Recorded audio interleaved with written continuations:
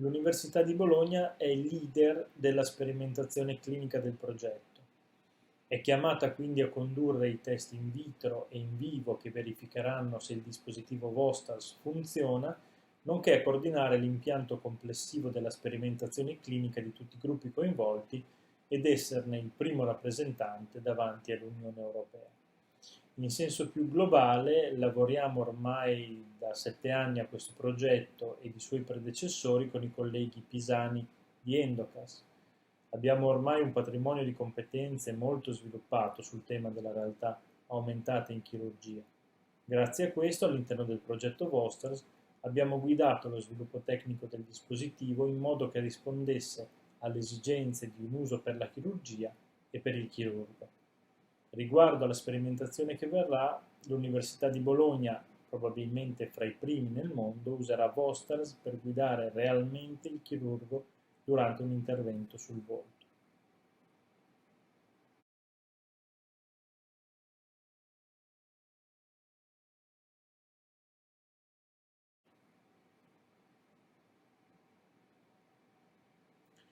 Noi tutti conosciamo il navigatore per l'automobile. Per consultarlo occorre staccare lo sguardo dalla strada e puntarlo sul cruscotto dell'auto. Questo comporta un rischio per la sicurezza, innanzitutto, e talvolta conduce ad un ritardo di reazione che fa perdere la svolta giusta. Se le indicazioni fossero mostrate direttamente sulla strada, entrambi questi problemi verrebbero limitati. I navigatori esistono anche per la chirurgia, ma hanno gli stessi difetti. Vostars cambia completamente il modo di navigare il paziente. È un cambio di prospettiva poiché mostra le informazioni necessarie al chirurgo per orientarsi all'interno del paziente direttamente sul paziente stesso.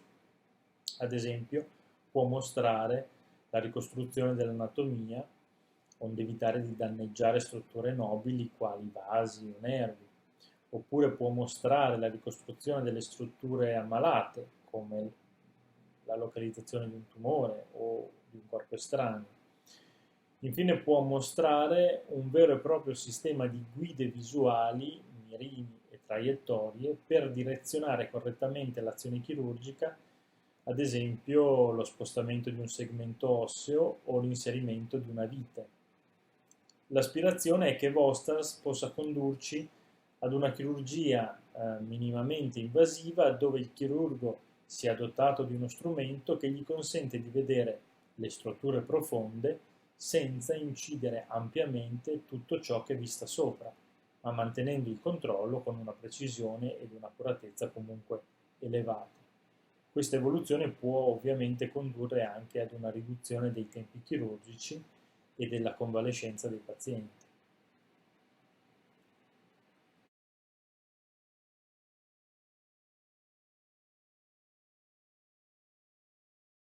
La chirurgia maxillofacciale è una specialità particolare, una specie di congiunzione tra chirurgia plastica, ortopedia, odontoiatria e otorinolaringoiatria. L'azione del chirurgo maxillofacciale si concentra quindi su molteplici strutture, dalle ossa del volto, forse la nostra principale area d'azione, alle strutture vascolari, muscolari, linfonodali, eccetera, eccetera. È chiaro che in una tale complessità una guida come Vosters può essere di grande aiuto in quasi tutte le operazioni, dalla chirurgia dei tumori e ricostruttiva a quella delle malformazioni congenite acquisite, dei traumi, delle lesioni di origine dentale, eccetera. Il fatto che spesso nel mezzo ci sia l'osso facilita le cose, perché con l'osso Vosters ottiene i risultati migliori e ciò fa anche della nostra specialità una disciplina in qualche modo elettiva per un simile dispositivo. Prima di Vosters, come ho già detto, esistevano ed esistono tuttora i navigatori chirurgici che però ovviamente presentano i problemi che ho già citato nel parallelo con l'automobile, cioè sono fuori dallo sguardo del chirurgo e costringono a perdere il contatto visivo con il paziente.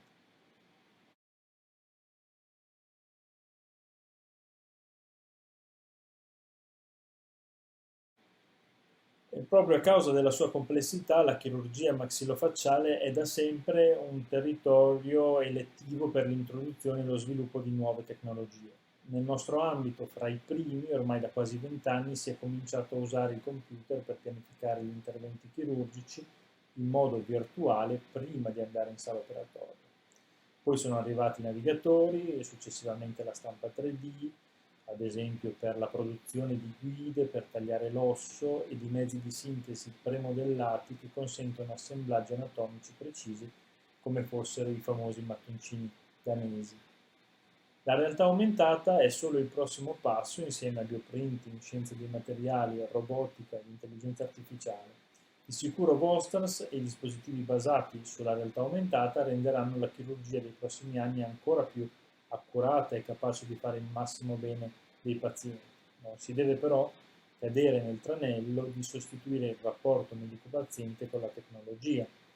Il medico tecnologico non è quello che tratta un paziente come se fosse una macchina, ma è colui che sa usare così bene le macchine da ottenere risultati clinici ottimali con regolarità e costanza e che continua però ad avere la cura del paziente ed il rapporto con il paziente come primi obiettivi.